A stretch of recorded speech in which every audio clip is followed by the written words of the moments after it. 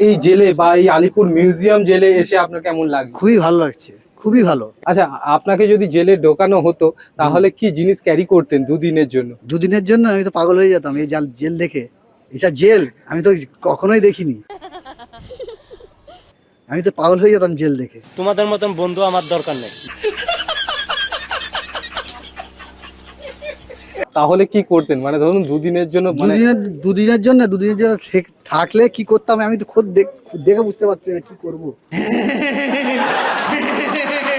এত বড় আপনি যদি জেলার হতেন, যারা কয়েদি আছে তাদেরকে কি করতেন বা কি সাজা দিতেন? মারতাম।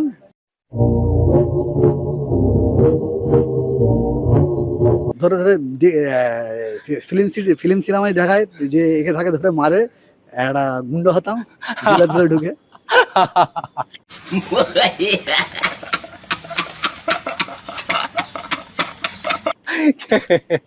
ফাঁসি দিতেন না, তাই তো? ফাঁসি দিতেন না, ফাঁসি সবকে সাজা দিতাম যেরকম আহ, গুন্ডাগিরি জেলের ভেতর থেকে করতো সেটা আমি করতাম।